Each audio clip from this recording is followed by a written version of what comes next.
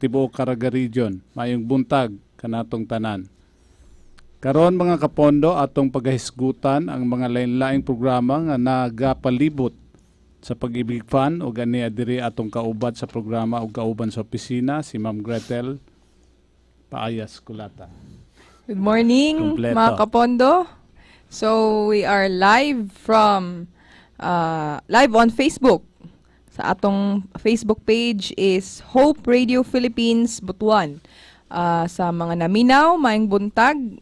Sa tanang naminaw sa Caraga Region, apil na sa, maapil sa coverage, hinguog, mag-maapil sir, ug Bukidnon. Maayong buntag sa tanan. Okay, ako sa i-greet ang mga Surigao nun nga naminaw karon. Imong wife sir. Oy, ang ako wife di ay may buntag diha, wifey. Og Okay. sa mga Surigao nun, maradyaw na buntag dijo tanan. Ay nagkuana. Sani? Unsa? Tapos ng fiesta no. Tong miaging Surigao? Sabado, Oh, mao. September 10. Happy Fiesta. Belated Happy Fiesta. Belated. Okay. Karong buntaga atong paggahisgutan kining mahitungod sa implementing guidelines on employer registration, contribution and remittance under Republic Act 9679. So para ni sa mga employer no. So ato sad in connection with this, ato sad pahinumduman ang atong mga employer nga ongoing gihapon ang ato Penalty condonation. new penalty condonation program. Okay? So ato lang ni isingit unya pagkatapos ani nga implementing guidelines. So Ma'am Gretz, unsay mga objectives ani nga implementing guidelines under Republic Act 9679? Okay, so ang atong guidelines for RA 9679 on employer registration. So mao ni siya. First is provide comprehensive policies regarding the registration of employers with the fund, their contribution, and the remittance of the same to the fund. Ikaduha, facilitate the registration of employers who were not subject to mandatory coverage prior to 9679. Okay. So at agig pagtabang no sa mga employer nga samot na kadtong mga wala pa marehistro prior sa implementation sa Republic Act 9679. So kinsay covered aning Coverage. guidelines? Yes. Okay. Okay, nga guidelines. Okay, so coverage under the fund shall be mandatory for the following. So first is employers of employees compulsorily covered by the SSS, including employers whose coverage is waived or suspended upon expiration of said waiver or suspension. So katong mga establishments nga or companies or organizations nga covered sa SSS. So appeal to sila sa coverage sa atong RA 9679. Okay. So automatic no kung once nga Yes. naamoy mga employees nga mandatorily covered under the SSS law, so kinahanglan covered sana siya sa pag-ibig. Pag-ibig, yes. So atong nahibaw no katong miagi nato nga meeting with Bookkeepers. katong bookkeepers na Yes. accountant unsa na nga office? Accounting Nga- firms. Accounting firms, yes. Nga naay mga employers nga nag-remit sa SSS and yet wala nila grimitan ang ila employees sa pag-ibig na contribution. So bawal na under Republic Act 9679. So what is mandatory compulsorily covered under the SSS? Automatically. Automatic pod. Oh, Nga covered pod siya sa pag-ibig fund. pag-ibig. Okay, so the next is aside from employees who are covered by SSS, so basically private nis lang mga employers. Yes. The other one medyo dirita magka-problema no kining collection nato sa kadto mga private, yes. employers. Kay puro denial, mga Correct. pangilad. Anak na lang. Puro pangilad. So, i-cover sa SSS na pulo. Pag-abot sa pag-ibig, 5 ra. Oo. So, luoy kayo ang employee. So, as a business entity, part man siguro po na sa expenses ang social services sa employees. Yes. So, ato dapat na siyang i-cover kay ilahabi ng right niya. Balaod po na siya. Oo. Okay, so the next is the government, its national and local offices, political subdivisions, branches, agencies, or instrumentalities, government-owned and controlled corporations or GOCCs, including the Armed Forces of the Philippines, Bureau of Fire Protection, the Bureau of Jail Management and Penology, and the Philippine National Police. Okay, so wala tay medyo problema diri sa mga government, entities, no? Kay covered automatic na sa ila budget appropriations, sa yearly appropriations nila nga kuan gyud naay para sa pag-ibig contribution. Yes. Sa private tagid ta sir, Sa no? private ta nagka-problema gyud, nagka-problema. nagka-problema kay itago usahay. Usahay na mga employers nga nagdeduct sa ila empleyado pero anyet wala nila ginarimit. Yes, So naapod na dako siya. mog responsibilidad ana under Republic Act 9679. Unya ato i-discuss ang penalties and sanctions, no? Okay, so naapod tayo effective date of mandatory coverage. Kanus ang effectivity sa ilang coverage, no? For private employers, mandatory coverage shall take effect on the first day of their business operations. So take note, no? Kanus ana first First day of their Oh. business operations. So, first day pa lang. So, Oo. automatically, covered na ang employer. Oo. Okay, so next is, for employers who are not subject to mandatory coverage prior to RA 9679, mandatory coverage shall take effect on January 1, 2010. So kato mga employers nga na-waiver na ay mga exemption prior sa implementation sa Republic Act 9679, so mandatorily mag-remit na sila starting January 1, 2010. Pero O, ni- wala ang- naman siguro na, sir. Napa ba yung mga Oo. employers na? Ron? Murag Wala naman siguro. na paghihapon. Wala paghihapon. Alang Di ay. takabalo. Oo. Lagi po. Okay, so next is for employers with existing suspension or waiver of fund coverage, mandatory coverage shall take effect immediately after the expiration of the respective suspension or waiver of coverage. So after suspension sa waiver of coverage, automatically covered na ang employer. Okay, so existing membership and coverage, all records and documents as well as the amounts and benefits already accrued to the members covered by the fund under PD 1752 as amended shall be transferred, continued, and integrated into the members' coverage under the RA 9679.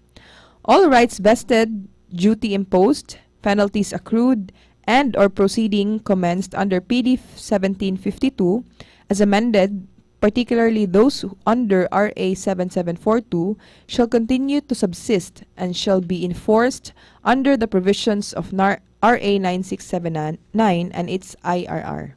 So kato mga employers nga naay mga wala ma-comply prior sa implementation sa Republic Act 9679 will continue to subsist, no? Meaning carry over na siya Yes. pag-implement sa Republic Act 7742. So inyo gihapon na bayaran katong mga obligations ninyo sa inyo empleyado nga wala ninyo ma-comply before sa implementation sa RA 9679, dapat carry over na Continue siya. gihapon. Continue gihapon pagbayad, pag-comply ninyo. Okay. Kano sa dapat mag-register ang usa ka employer sa Pag-ibig Fund? Okay, so in terms of registration, first is all new employers shall first register with a fund with a Pag-ibig branch with jurisdiction over them prior to the start of their business operation. So pasabot ani kung naka-locate ang store or establishment, dito siya nga Pag-ibig branch mag-register. Say for example, nasipit. So under man na siya sa Pag-ibig Butuan, sir, no? Oo. Okay, so ito na siya mag-register. Entire Agusan del Norte. Yes, Agusan Norte. May coverage sa Butuan branch, Pag-ibig Butuan branch. Yes. Kung San Franz po ka na kuan, na bilong, so dito ka sa Pag-ibig nga San Franz, magpa-register. Okay, so all employers who were not subject to mandatory coverage prior to RA 9679 shall register with the fund before January 1, 2010 unless a different date is set by the board by resolution. So, pasabot ani mag-register katong mga employers nga wala na mandatorily covered sa RA 9679 mag-register before January 1, 2010.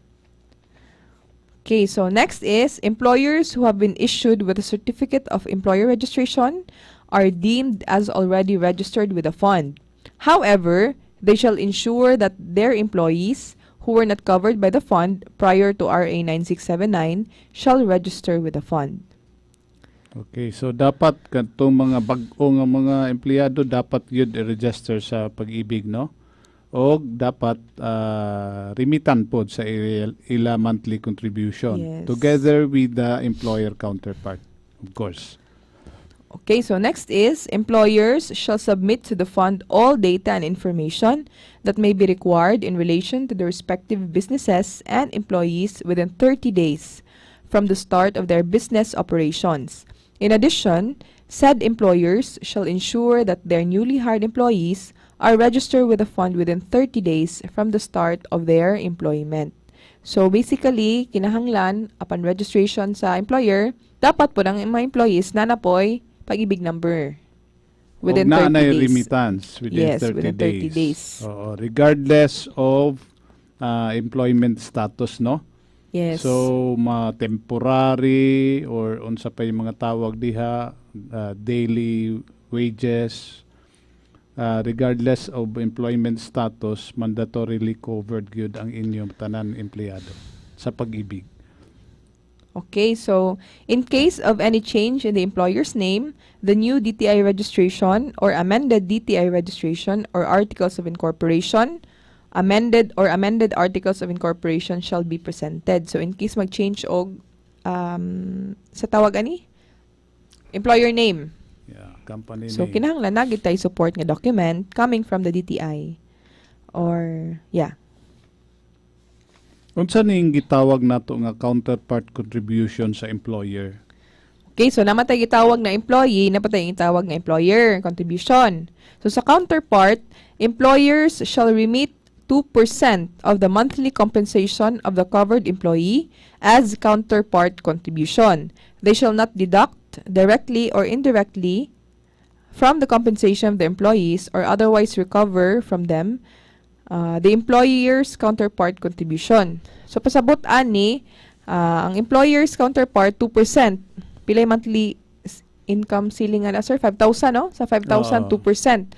So 2% is 200. So sa employer ang nakabutang dire dapat kung iyang share dili niya kwaon sa employee. Oo, bawal na. Ang employee, pila ang iyang share 100, mo na gyud na imong kwaon sa iya. Di ka pwede mo kuha sa iya og another 100 na pod para imuha taraw to. So ikaw mag-shoulder sa counterpart nimo as employer.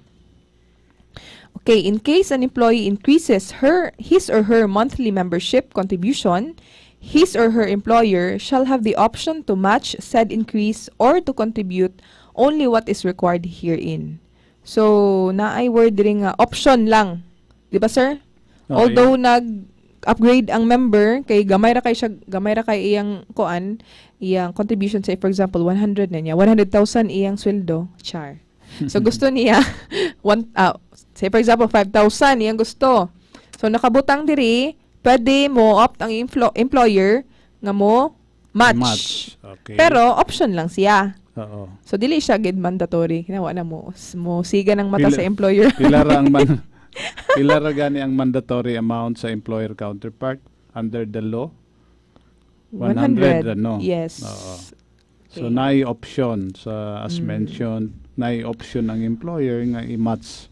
Pero nabigyan po employer sir di ba nga mo match. So Yes. yahay na kay mga employees ana. Itong Nagyan mga po na sila. buotan ng mga employer. Pero Yes. talagsaon na na. Talagsara pod. Okay, tago pa manggani, dili pa manggani i-remit. Mao gyud, nya mo match na noon Oo. sa ilang counterpart.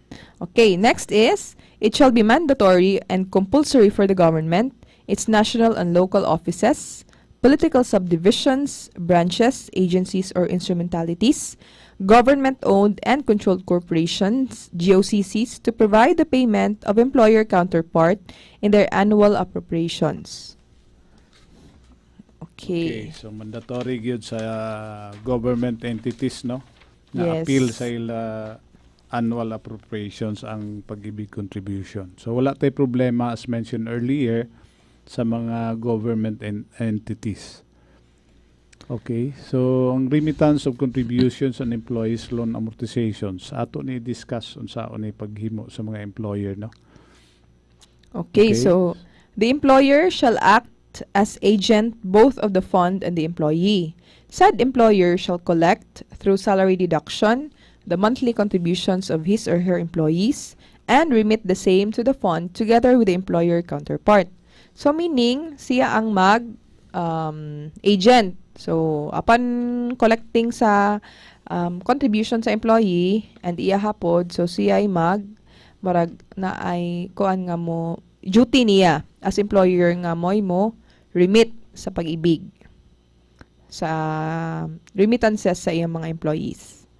Okay, if a member borrower consents in writing to pay his or her pag-ibig housing, short-term or any other loan amortization through salary deduction, the employer shall be duty bound to implement the same and shall continue to do so until the loan is fully paid or until the employee separates from the said employer, whichever comes first.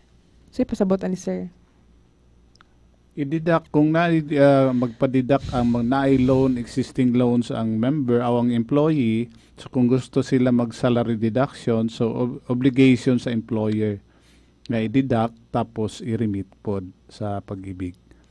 Yeah. Unless na consent in writing ang Nga member. ang gusto ang member siya nalay mo mo bayad. Yes, Kay- na may say option ang member nga siya over the Oh. counter or salary deduction. Yes. Unya na po na siya sa atong kuan sir. Say for example sa MPL na to, di ba nakabutang biya politog yun nga. Siya gid sa ang mo loan agreement. Yes. Sa loan agreement siya jud ang mo kuha sa iyang or mo deduct sa iyang monthly amortization. Okay, so the employer shall indicate on the employee's payslips all deductions for all contributions, including loan amortization payments, deducted from said employee's compensation or issue corresponding receipts for said purpose. Of course, naagi na siya yung name. Kaya para at this pod, ma-aware ang employee nga ginadidakan day siya. Mas may man ang kuan. Sana, detailed ang payslip. Nga nakabutang dito ang mga deductions, including pag-ibig nga deduction. Yes. Okay. Next is employer shall remit the required monthly employer and employee contributions to the nearest pag-ibig branch or its authorized collecting banks, together with a duly accomplished membership contribution remittance form in accordance with the following remittance schedule. So, naata remittance schedule.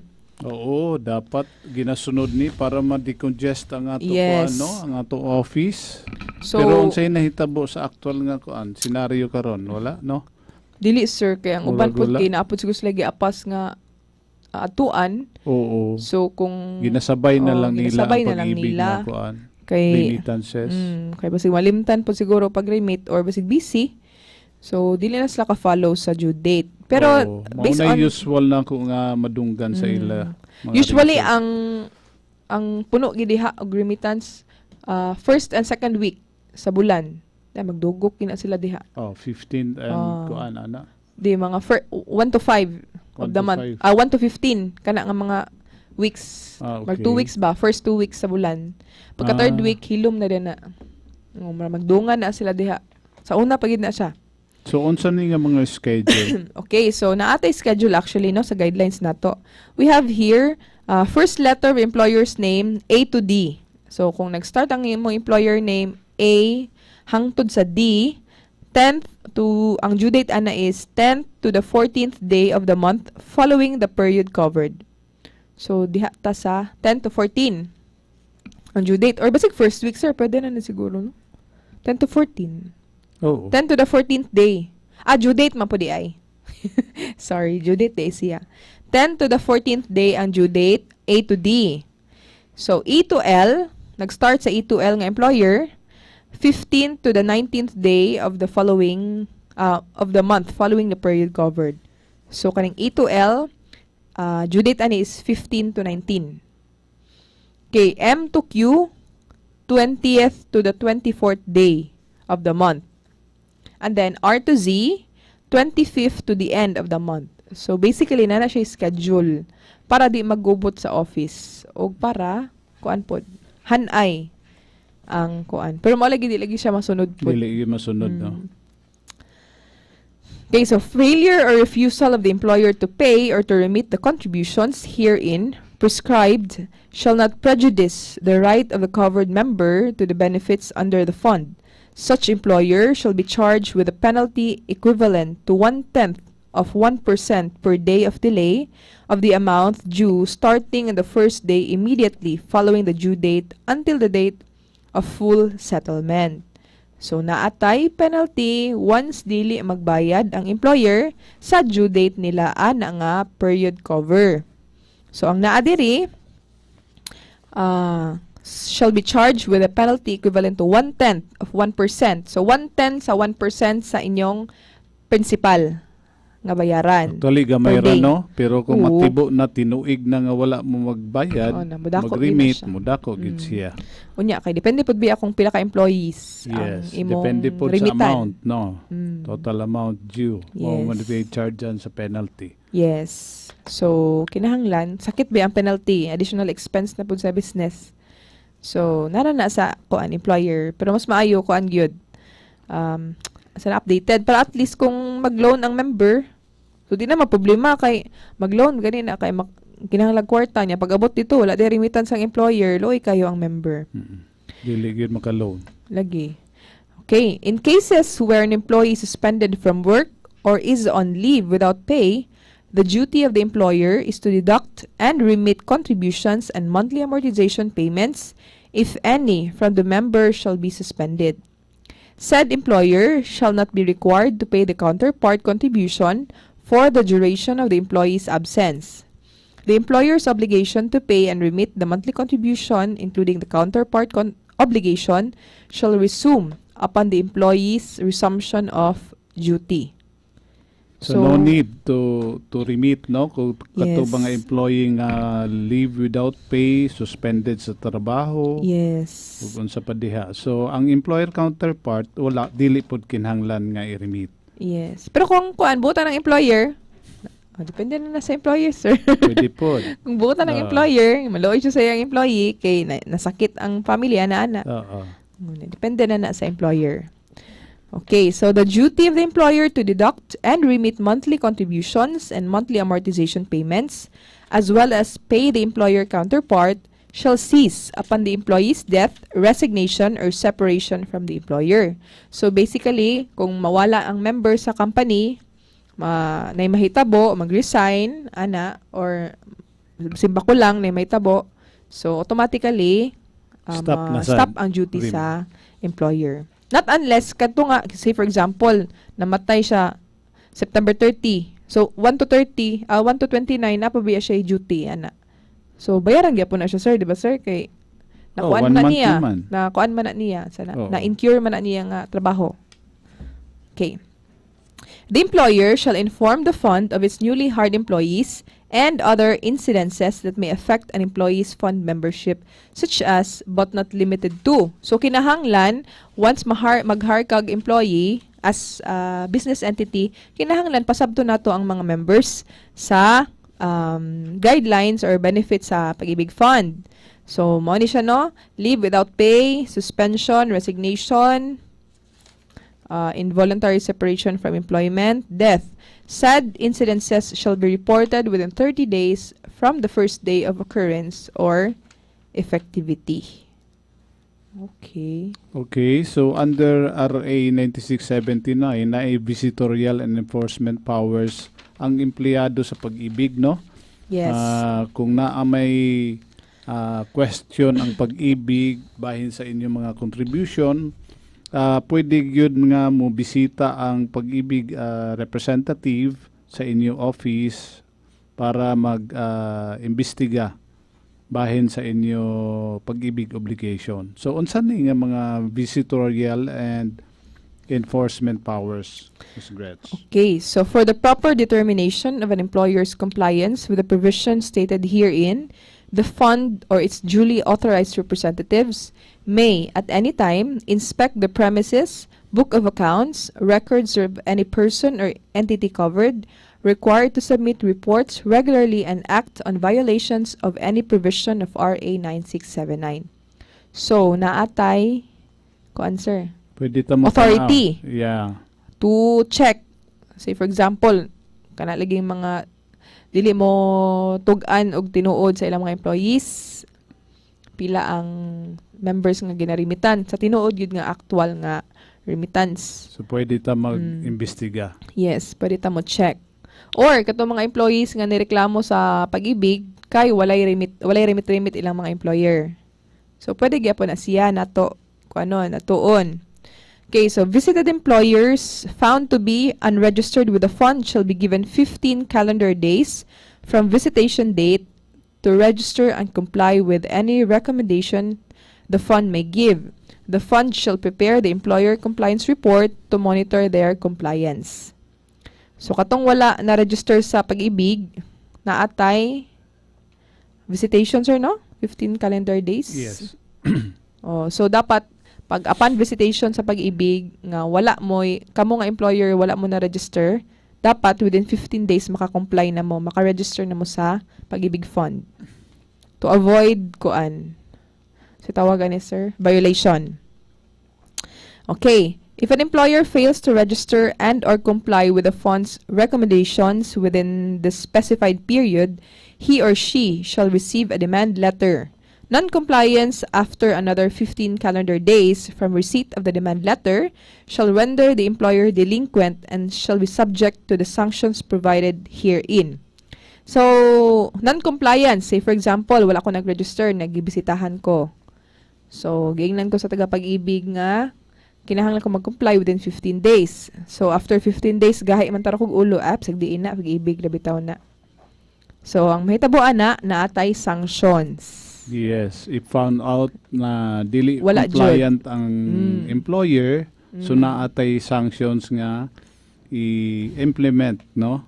Yes. So unsa ni nga mga sanctions for employers non-compliance? Okay, so non-compliance with these guidelines shall include but are not limited to the following. So, failure to register with the fund or update employer and employer records within the period specified herein.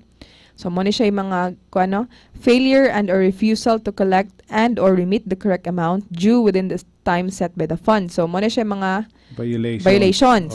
So, wala nag-register, wala nag-update sa ilang employer records, wala gitugan ang mga tinuod nga mga employees, and then wala pod nag-remit.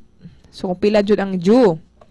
Okay, refusal or failure without lawful cause or with fraudulent intent to comply with the above provisions, particularly with respect to the resignation of employees, collection and remittance of employee contributions, as well as the required employer counterpart, or the correct amount due within the time set herein shall constitute an offense punishable by a fine not less than but not more than twice the amount involved or imprisonment of not more than 6 years, or both such fine and imprisonment at the discretion of the court. This shall be apart from the civil liabilities and or obligations of the offender or delinquent employer. So aside sa fine, no, i-charge sa employer from not complying with the law, naasay criminal liability, no? Yes. Nga i-impose diri sa non-compliant employers. So 6 years, no? Not more than 6 years. Not more than 6 years. So naana ba tayo na sampulan ani sir? Naana jud. Sa una daw nanay na sampulan. Dito sa San Francisco ba to? Oh, nya timing kay Friday. Na di ka piyansa. Oo, nakatilaw gyud Na siya. nakatilaw, kuan. hilak dyan yung Himas-himas taon. sa kuan. Mm. Himas-himas sa rihas. So, careful mo mga employers nga naminaw karon ha, kay mag-enforcement na rabami. Puhon-puhon. So, basig masampulan ta ani. Na. Yeah, Si balaod Bakura. man ni, wa tay mabuhat. Igo raman ta nag-enforce sa balaod. Time check, alas 9:34 sa buntag. So let's pause for a break mga kapondo. Balik ta human sa pipila ka pahinomdom.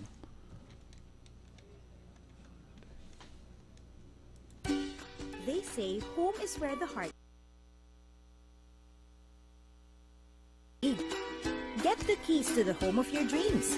Kayang-kaya yan sa Pag-ibig Housing Loan. Sa Pag-ibig, you can borrow up to 6 million pesos at low monthly payments and longer payment terms. Interested? Ganito yan. Ang Pag-ibig ay may dalawang housing programs para abot mo ang iyong housing goals.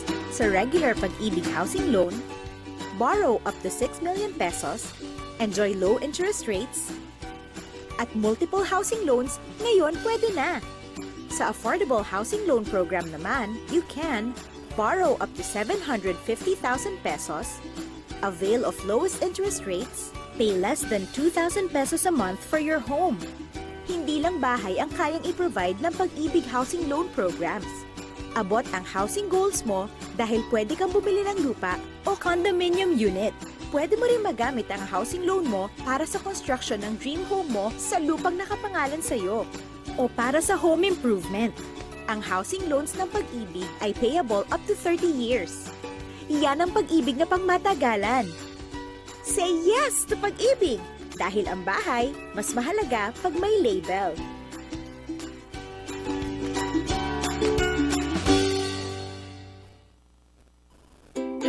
Nag-let go ka na ba at hindi na umaasang babalik pa siya? Sa Pag-ibig, ang 100 peso monthly contribution mo siguradong babalik sa'yo. May dagdag pa. Here's how. Ang monthly contribution mo at employer counterpart share ay naiipon bilang Pag-ibig savings mo. Your savings earn high dividends every year. The dividends you earn are tax-free. Ang iyong Pag-ibig savings at kasamang dividendo ay mawi-withdraw mo after 20 years. Wait lang, there's more! You can also save more than 100 pesos to get more benefits and bigger short-term loans. Or mag-modified Pag-ibig MP2 savings ka. The MP2 is a voluntary savings program that provides earlier maturity of only 5 years. You can save as little as 500 pesos a month in the MP2. Mapa-regular Pag-ibig savings or MP2 savings, ang buong savings mo ay government guaranteed. Kaya save lang ng save! Dahil mas matamis pag bumalik ang Pag-ibig.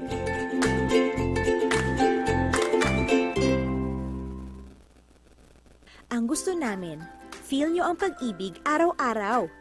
Kaya bukod sa savings at housing loan programs, may iba pang benefit ang Pag-ibig Fund. Yan ang Pag-ibig Loyalty Card. Sa Pag-ibig Loyalty Card, you can get up to 50% discount on medicines, tuition fees, hospital bills, restaurant bills, gadgets, spa services, travel ticket, remittance fees, earn peso points, earn points when you gas up, save money every time you buy LPG, and many more. Ang Pag-ibig Loyalty Card ay available sa mga branches ng Pag-ibig nationwide. Once you get your card, you can use it agad-agad para ramdam mo ang pag-ibig every day. You can't buy love, but your Pag-ibig Loyalty Card makes the things you love more affordable. Ang gusto namin, feel nyo ang pag-ibig araw-araw. Naghahanap ka ba ng pag-ibig na maaasahan at susuporta sa'yo? The search is over! Ang Pag-ibig Short-Term Loan Program ay sasamahan ka through thick and thin. You can borrow up to 80% of your savings para may magamit sa minor home renovation, capital for small business, educational expenses, maintain health and wellness, pay bills, pay for a vacation, car repair, and other needs. At sa panahon ng kalamidad, may calamity loan kang kakapitan. You can borrow up to 80% of your savings at a friendly rate of 5.95% per annum. pag-ibig multipurpose and calamity loans are payable within 24 months. Kaya for better or for worse, may pag-ibig loan kang maaasahan. Pag-ibig short-term loans, ang pag-ibig na maaasahan.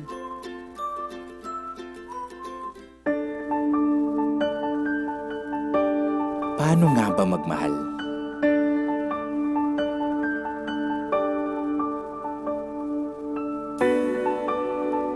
Pwedeng palarigalo. Pwedeng tumutula. Pwedeng nanunuyo.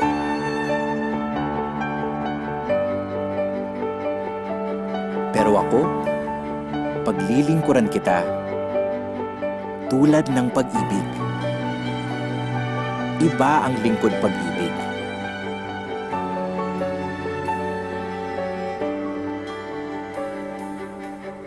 Tanggap ang lahat.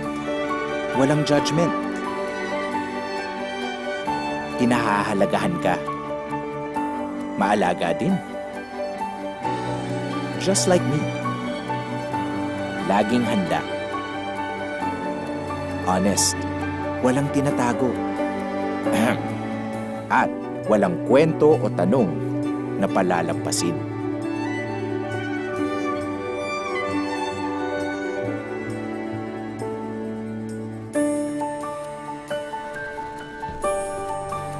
Oh, di ba? Parehong pareho.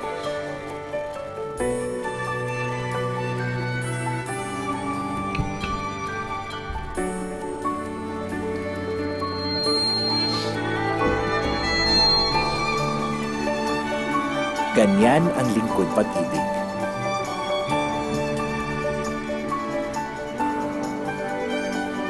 Paano nga ba magmahal? Pag-ibig, naglilingkod ng tapat at totoo. Balik pa. Atong employers na wala mag-comply sa ila pag-ibig contributions, no? So, unsa tong nabiyaan nato nga party, Ma'am Gretz? Humanata sa kuan, failure to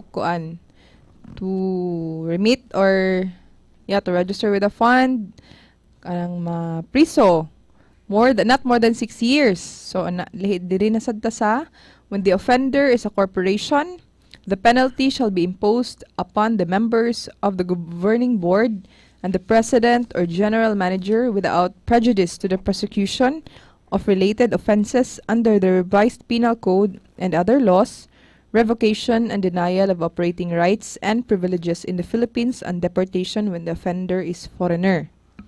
So basically, kung corporation, ang kuan ani, ang point person ani sir is The president or general manager. Okay, so kung naadiri kung foreigner pod, ipa-deport. Okay, so kung corporation, revocation or and denial of operating rights and privileges. So pasabot ani masira?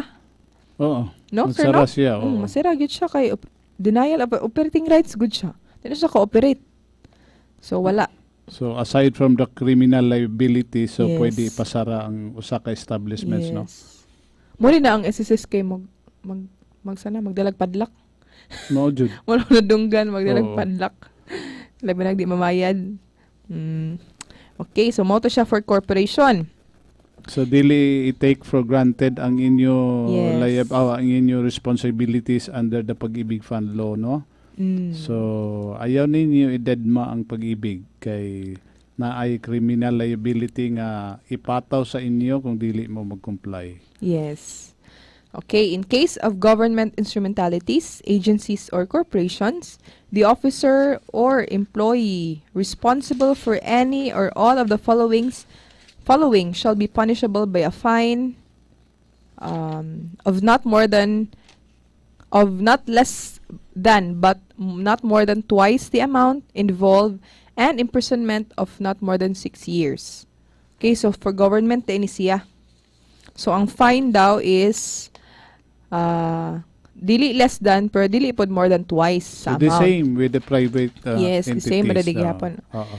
Okay, so failure, mo siya no, failure to include in the annual budget the amount corresponding to the employer's counterpart contributions, failure or refusal to deduct monthly contributions of the employee from his or her salary, and failure or refusal or delay in the remittance of the employee contribution, the employer counterpart, or both, or by more than 30 years from the time such amount becomes due and demandable.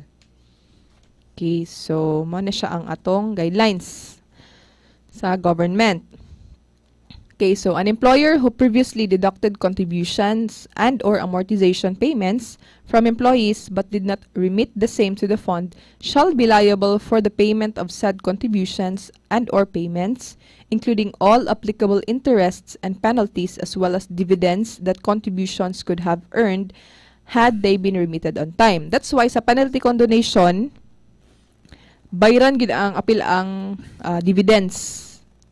Kung katong say for sample mga 1 year or 2 years nga wala na bayaran sa employer, mo nang apil jud ang dividends kay supposedly na earn naman unta na siya sa employee. Kay so kung dili ka kinsa tong employer nga dili makabayad, sila tanan mo shoulder, of course ilago ng duty. So dili na ang ikuan sa employee. Ang employer ginatanan penalty, interest and deprived dividends ang ilang bayaran. Okay, if the employer did not collect from employees during the time of his or her delinquency, said employer shall be liable for the payment of the counterpart contributions for that period. However, said contributions shall be treated as a single contribution for the month in which the payment was made in favor of the concerned members. Sabat ani sir? So kung wala mag-collect ang employer sa employee's counterpart, kinahanglan gihapon nga mag-remit sila sa ila employer counterpart. Okay. Okay. So dili buti pasabot nga wala sila mag-collect sa ila empleyado sa pag-ibig contribution nga dili na pud sila mag-remit sa ila counterpart. Yes. Obligado gihapon sila mag-remit monthly. Okay, so the right to institute the necessary action against the employer may be commenced within 20 years from the time the delinquency is known or the assessment is made by the fund or from the time the benefit accrues as the case may be.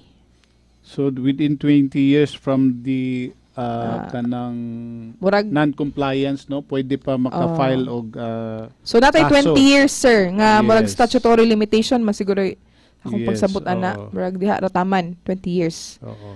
Pwede pa ta mag-enforce So ana ayaw sa mo mga employer. kumpiyansa nga 5 years na to, so dili na namo masingil ang inyong mga obligations.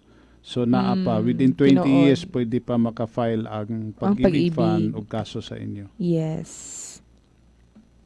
So that's it for the implementing guidelines in employer registration, contribution and remittance under Republic Act 9679. So in line with these implementing guidelines, so ato i-promote ang kining ato new penalty condonation, no? In fact, sige na migbalik ani nga ongoing paghihapon ang ato program under the new penalty condonation program. So ang mga objectives ani Okay, so objectives sa new guidelines of the new penalty condonation or PENCON on the mandatory MS or monthly savings. So we have here the program aims for the following. First is to provide employers with a more attractive penalty condonation program. Okay, so second is to assist employers who did not deduct and those who deducted member savings from their employees but failed to remit the same to the fund to settle their member savings arrearages. Third is to aid employers to settle their MS arrearages with the fund as a result of the ill effects of the pandemic. Fourth is to support the efforts of the national government to help employers normalize their operations. So, ang bottom line ani, gitabangan ng employer nga dili makabayad sa penalty. Oo. Para ma-settle ang ila obligations sa Yes, pag-ibig. para ma-settle. Okay. Without paying the penalties incurred, no? Yes. Tungod kay wala sila magbayad, so dapat na i-corresponding penalties ana. So under the new pag-ibig condonation program, so i-condone ang penalties nga na-incur Yes. within that period. Okay, so coverage ani is the new penalty condonation program covers private and government employers, namely, first is all employers including delinquent employers with pending legal cases which will be settled by a compromise agreement. Next is employers who are in good standing but discovered to have gaps in MS remittances from the report generated by the newly launched collection management system. So, katong mga employers nga sa tawag ani, o sila kabantay nga wa day nila narimitan ang kana nga bulan, particular period cover. So, ni abot na siya May 2022 niya, o pa siya ka bayad sa February to April. So, pwede na siya apilon sa atong PENCON. And the last is unregistered employers. So, kaning unregistered, daghan kay taani. Okay, so halos sa under the new condonation program, halos tanan covered na, no? Tanan Yes. employers covered na. Kaysa una man good, sa mga katong mga previous na to nga condonation program, katong mga employers nga na-existing kaso sa pag-ibig, dili to siya covered. Karon covered na siya. Paski kanang kung na-existing kaso sa pag-ibig, pwede na siya mo avail under ani nga program kanang condonation So, program. pasabot ani sir, na sila, kibali, gikuha na sila sa pag-ibig, ani, kasuhan sila. Kasuhan pwede ma-settle na. So, pwede ma-settle, okay, under the PENCON. Oo. Mas mayo noon eh. Pati katong mga unregistered sa una, dili to covered sa prior implementation sa condonation program. Pero sa karon sa bag-o, covered na Covered siya. na tanan. So pwede na maka-avail ang katong mga unregistered nga nag-operate na sa ila business without registering with the fund, no? So since pag operate nila mo tay reckoning date sa pagbayad nila sa ila obligation sa pag-ibig. So Okay. ato man na ma-establish kay mag-check man ta sa SSS records ninyo. So dili mo makalusot kay usually naaman mo yung SSS, no? Yes, sir. So mao man mahadlok man sila sa SSS kaysa pag-ibig. Okay, dili So, man ta rigid atong enforcement god. Yes, oo. Pero karon So kay, pag-check sige na lang. mo based sa record sa PhilHealth or SSS, di ba? So kung kinsa to mga narimitan ninyo, dapat narimitan pod sa Supposedly. supposedly sa Yes. pag-ibig under that period. Yes.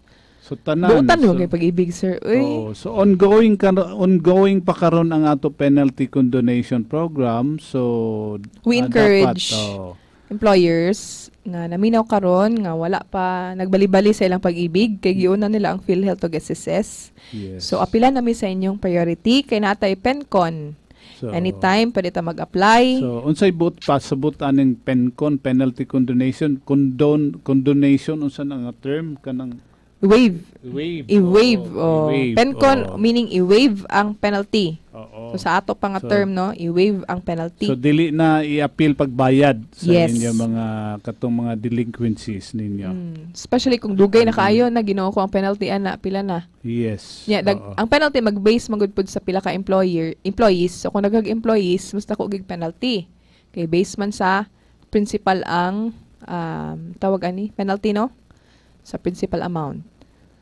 So gwapo kay ni particularly sa mga dagko nga companies. Oh, so dapat i-grab na ninyo nga opportunity, no? Para ma-settle ninyo ang inyong obligation sa pag-ibig. Actually sir daghan na ba ta sir no ga-apply og PENCON. Daghan na nag-apply nga Kasi PENCON. duulon tuod nila sa office kung gusto mag-inquire. Una, Ikaw sir, joke. ikaw o si Ma'am Yoli. Yoli Ma'am Durango. Yoli siya ang Oo. assigned ana nga nasa second floor. So pangitaa lang nato si Ma'am Yolanda or si Ma'am Yoli aka Ma'am Yoli. Kung wala, pwede rin mo assist gihapon. Okay. Pero siya ginang point person. Okay, so we have here the eligibility. The new penalty condonation program is open to all private and government employers, which may include any of the following. So open siya sa private and government. So we have here the unregistered employers. So employers did not deducted monthly savings but did not remit. So daghan kay ni siya. Daghan kaayo ni mga deducted MS pero wala gi-remit. Looy kayo mga okay ra wala ka wala ka nag-remit Dito, pero wala no? po ka nag-deduct. Worst gididak na, wala pa wala pa gi-remit. Mo ni ang worst. Asa ka hang konsensya ana nga mga employer, no? Mao gyud. Basig kuan sir, basig kuan. Gibudgetan gid siguro siya sa company niya ang mga empleyado nga assign mo siguro nag manipulate takabalo. Diba? Grabe po do. Kinabi yung mga bookkeeper nga katong mga kliyente nato diha ang mga tag-iya nag-assign ng bookkeeper niya o day girimit sa bookkeeper. Nagyapon na. So depende gyapon sa gi-assign. Okay, so dapat tay delinquent and then with approved plan of payment. So kaning plan of payment mao ni siya tong kung dili makasaog bayad kay dako ra kayo ang amount, pwede ra if plan of payment. So tigi-tigi. Sus, grabe, no? Napag-plan of payment, no? Sus. Grabe na gini nga mga kuan kanang sa tawagan ni sir. Remedies, yun. Yes, Oh, remedies nga para lang gid oh. makarimit. Okay. So we have here penalty condonation. All penalties on member savings of employers whose application for penalty condonation has been approved shall be condoned. So tanan mga na-approve nga PENCON nga application, automatic condone na siya or waived. Next is all penalties of employers in good standing but found to have gaps as generated by the report in the newly launched CMS shall be condoned. So pareho ra gyapon no kato na yung mga gaps. Condone gyapon siya. Then approval of applications for penalty condonation shall be based on approved signing authorities per Office Order number 2018-017. Penalty condonation program under these guidelines shall continue to be implemented until it is expressly repealed or terminated. So magpaabot tag memo sir nga kuan. Yes, terminated na ang atong program. Paabot lang ta. So otherwise, padayon gid na. yes, kung wala pa di go lang ng go. Oo. Okay, only applications with complete documents should be accepted and processed. Of course, dapat kompleto gid ang atong documents upon application sa PENCON. Okay, so we have here member savings are registered. So prior to COVID-19 pandemic refers to period prior to March 17, 2020. So mo nito mga coverage no. Unsa nang March 17 mao nang declaration pa sa ano? Calamity, state of Under calamity. the state of calamity. Yes, March due 17. to COVID. For employers who did not deduct monthly savings from their employees, the employer shall pay the employer counterpart and the deprived dividends to the fund. So, basically, basig wala po, si tawag ani, wala nagdidak og MS, basig wala po trabaho, siguro, sir, no? Dili, naamanggi Naagyapon? Naamanggi, daghan ba yata nahibawan po nga kanang nagdidak pero wala girim. Kani siya, did not deduct MS. Wala magdidak og MS. Pero kung wala magdidak, obligado gihapon ang employer nga i-remit ang ila employer counterpart. Okay, prior pa man po dahil this pandemic. Of course, ka ang dividends lang o deprived dividends dividends and ER ang bayaran. Employer okay. counterpart. Wala interest. Wala Okay. interest. Okay, so for employers who did Prior to pandemic. Okay. Okay, So maura na ibayaran sa employer. Yes, pero gamay naman po yung situation nga wa gid sila gadidak biya gid na sa employees. So, Correct. Oo. Kato siguro situational siguro ni siya no.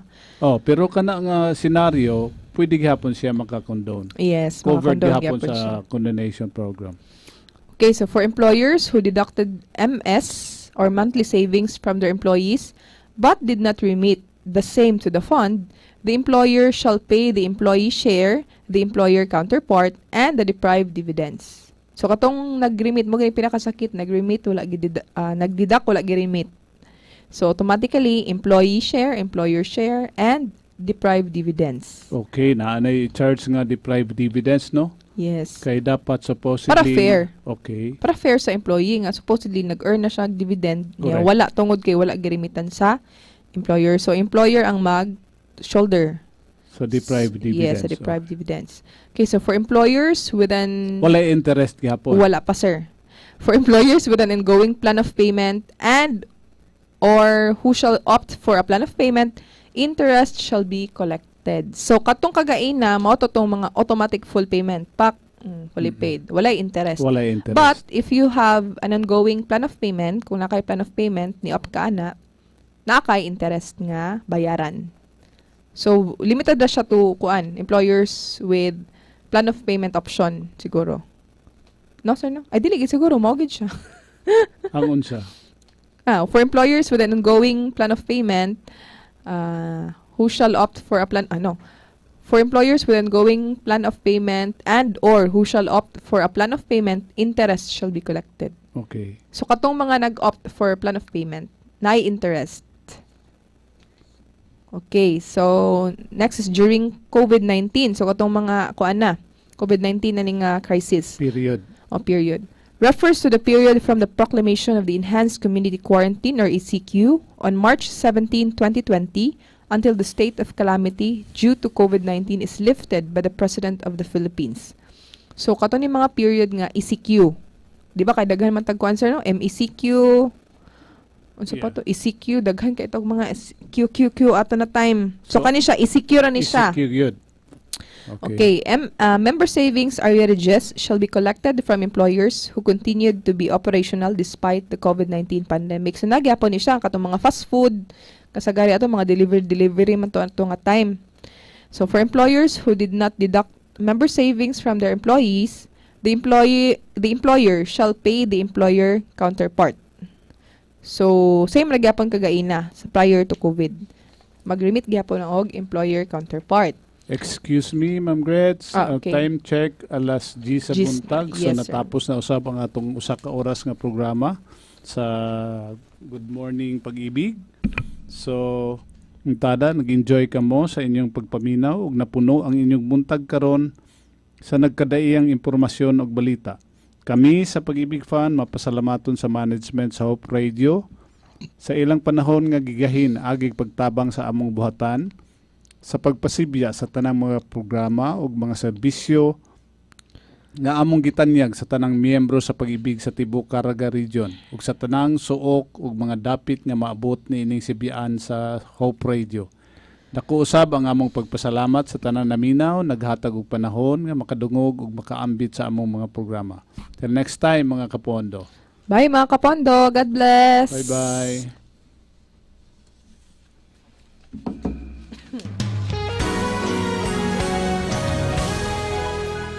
Broadcasting the Advent Hope in Christ.